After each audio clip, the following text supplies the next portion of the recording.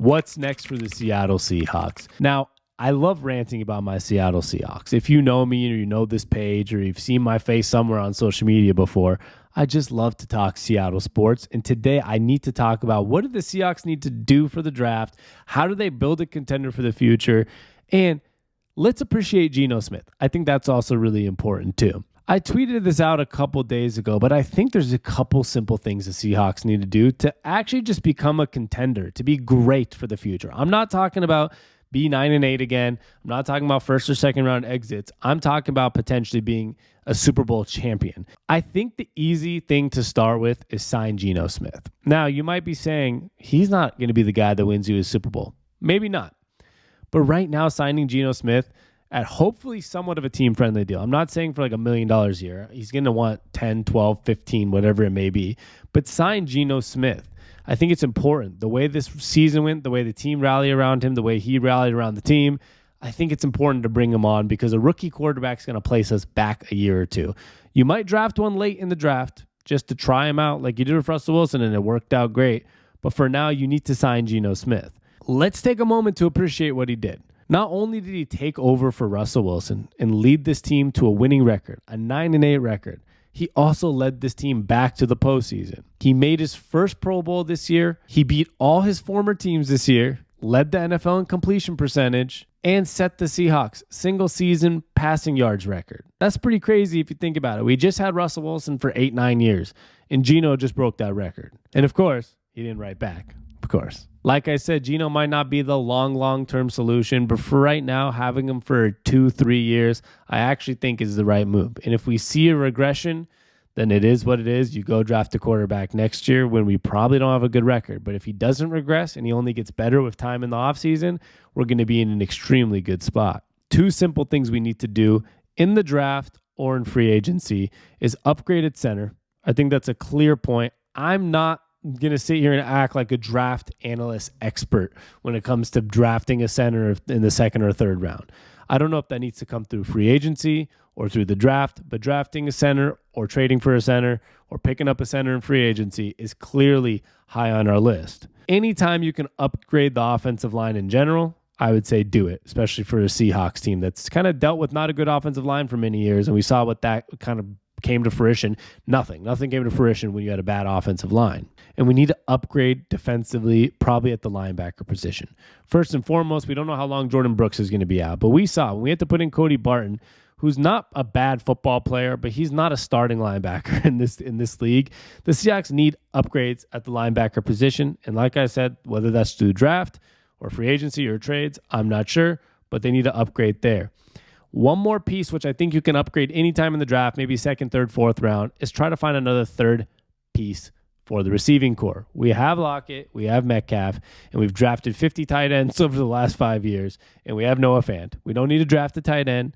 We don't need to draft, a number one receiver. We need a third guy. We had Marquise Godwin kind of worked out for a little bit, but he got hurt. We had D. Eskridge played, I don't even know, 1 or 2 games again. He hasn't worked out. They need a third piece. We need a slot guy or just somebody that's a third option that can come in and make a catch when need be. And then the obvious one, the 5th pick in the draft. First of all, thank you, Russell Wilson and the Denver Broncos. 5th pick in the draft. What a lovely pick for Russell Wilson, who had a bad year. I want Jalen Carter. Now, I don't know if Jalen Carter is going to be there. I don't think he's going to be there. But there's 2 pieces, and I've talked about it in a previous video. I'll put up right here. Jalen Carter and Will Anderson are the 2 people I would like on the team. Now, if they are not available there, personally, I think you trade back the pick. And the reason you trade back the pick is at 5, there might be the 3rd quarterback in the draft available, maybe the 4th, whatever it may be. There might be a team that wants a guy that's going to go somewhere between 5 and 10, and they can get the Seahawks pick for that to get their quarterback, get their guy, and the Seahawks can probably pick up another first-round pick. Get the 9th pick in the 20th or the 9th and something else. Find a way to add more picks and get some pieces you like if you're not going to get those top guys like Will Anderson or Jalen Carter. Now, I do think Jalen Carter and Will Anderson might be available at those places because there's going to be a team somewhere in the top 2 or 3 that takes a quarterback. There's going to be another team that might trade up to take a quarterback. And then unless Carter and Anderson are the two other picks, let's say the top 4 picks are quarterback, which I think it's going to be. Somewhere is going to be Bryce Young and CJ Stroud, however you say it. Unless those other 2 picks are immediately Jalen Carter and Will Anderson, one of them might be available. But if they're not, I say trade back, work some magic, and let's just keep getting decent pieces. We need somebody on the defensive line. But I'm sure there's somebody we maybe can get at 8 or 9 if we're not getting Jalen Carter or Will Anderson in those top 5 picks. I just think those are the clear positions the Seahawks need to upgrade at.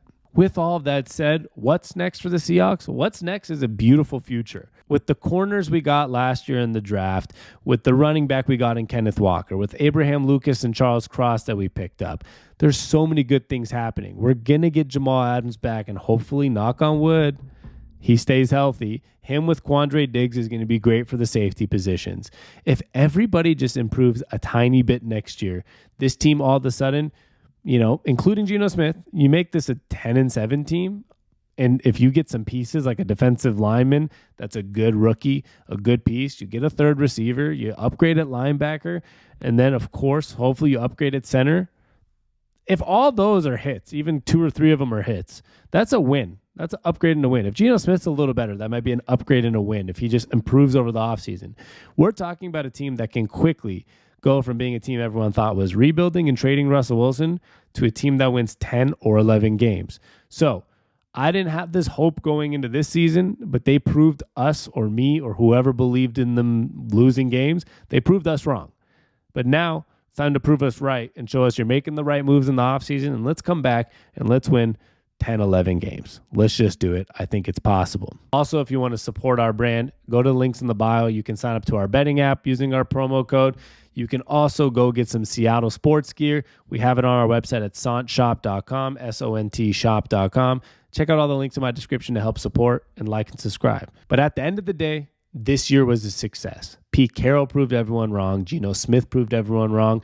And everything went way better than planned, or way better than my plan was, at least. I thought this team might win only 3-4 games. All in all, let's just hope they make the right moves in the offseason, the draft, whenever it may be, and let's go win, because I want to see this team win a Super Bowl again, and I think it's possible in these next 3 or 4 years. I'm Sammy on Tap, SAMI on Tap.